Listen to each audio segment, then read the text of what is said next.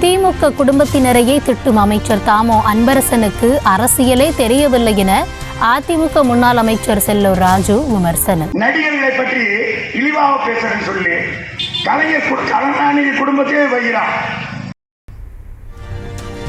வாய்க்கொழுப்புடன் பேசும் அண்ணாமலை இருக்கும் வரை பாஜக சாமியாராகத்தான் போகும் எனவும் விலாசம். ஒரு அகில இந்திய கட்சி பாரு, அது மாநில அகில இந்திய கட்சி ஆணையர கட்சிக்கு ஒரு தலைவர் எப்படி இருக்கான் பாருங்க. நம்ம என்னமோ அவனுக்கிட்ட போய் கூட்டணி பேசணும் மாதிரி அவன் சொல்றான், இனிமேல் அதிமுக தலைமைக்கு நாங்க விரும்ப மாட்டோம், எங்கிட்ட வந்து கேட்டு போறணுமா, நீ எல்லாம் பேசுறதுக்கு உனக்கு என்னடா தகுதி இருக்கு? அதிமுக வந்து இவன்கிட்ட வந்து கேட்கணுமா, இவன்கிட்ட வந்து சீட்டு கேட்டு நாம நிக்கணுமா? இவங்க தான் தலைமை பொறுப்பாங்க. என்ன வாய்ப்புகள் பேசுறாங்க அந்த கட்சியில இவன தலைவர், இதை வச்சு ஓட்டலான்னு பாக்குறேன். நீ பேசி பேசியே இந்த கட்சியை பாரதிய ஜனதா இருக்கிற அந்த கட்சி காவிக்கவே மாற்ற போறாங்க.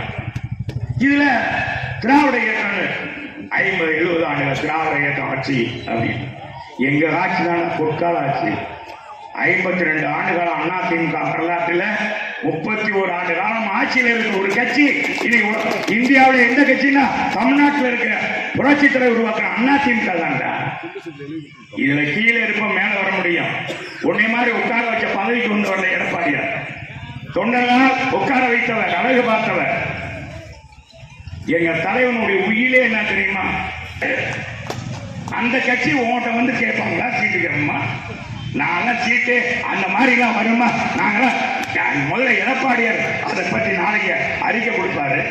அது வேற பேசுறாங்க. எவ்வளவு வாய்ப்பு மத்தியில் ஆளுநர் மம்மளோட இப்படி பேசி பேசி தாண்டா தனிப்பெரும் கட்சியா இருந்த பாரதிய ஜனதா இன்னைக்கு பாத்தீங்கன்னா மைனாரிட்டி கட்சி ஆகி போச்சு. மாநில செய்திகளை உடனுக்குடனும் துல்லியமாகவும் தெரிந்து கொள்ள சப்ஸ்கிரைப் பண்ணுங்க.